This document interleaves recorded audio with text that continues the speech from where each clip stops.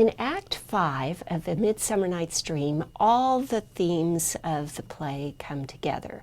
You've got all of the four groups that I mentioned, the aristocrats, the young lovers, the fairies, and the working men all come together in the same space. The way Shakespeare sets this up is by a conversation between Theseus and Hippolyta about what the lovers say has happened to them. And Theseus, the cool Athenian with his rational point of view, just dismisses it out of hand. He says, lovers are like madmen and poets. They all see things that are not there.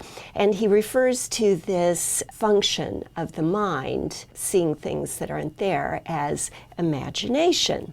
And we talked about imagination in Henry V as what the playgoer needs to bring to the play.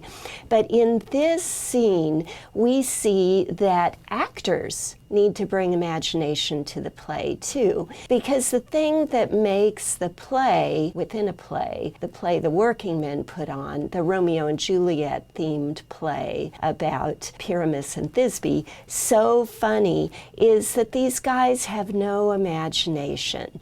They bring in a character to portray the wall. They bring in a character to portray the moon. They have so little imagination that they think the ladies are going to be afraid of the actor that's playing the lion.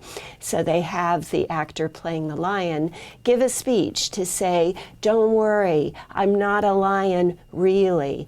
So Shakespeare uses the play within a play to dramatize the theme of imagination and to show how important it is in a theatrical setting, but he also uses the play within a play to neutralize the tragic potential of his plot. So you remember that at the beginning of the play, Hermia and Lysander were sneaking off to the woods by themselves to get away from Hermia's father and the Athenian law. And what actually could have happened to them off in the forest is what actually happens to Pyramus and Thisbe in the play. The lion comes, Thisbe is afraid of the lion and runs away, but she drops part of her outfit. The lion pounces on her outfit and shreds it and bleeds on it and then runs away. And then Pyramus comes and finds her outfit shredded and chewed on and bloody, and he kills himself. So then Thisbe comes back, sees Pyramus dead, and kills herself too. Now, this is what actually happens in Romeo and Juliet. No lion, just some medicine. But still, both Romeo and Juliet end up killing themselves. Now, it's very nice of Shakespeare to bring in this story at the end because it allows us to see the theme of love in a very well-rounded way. We see the tragedy that love can bring.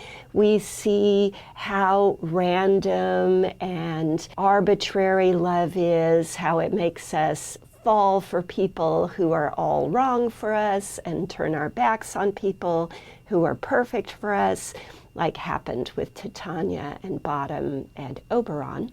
And also, love is something that can drive us to self-destruction. But by raising the story of self-destruction in this last act, when the couples are safely married, when their marriages are fully sanctioned by law and thrust in front of their father as a fait accompli, when the love is already successful in triumphing over all the obstacles and threats, that's when Shakespeare reminds us how different it could have been.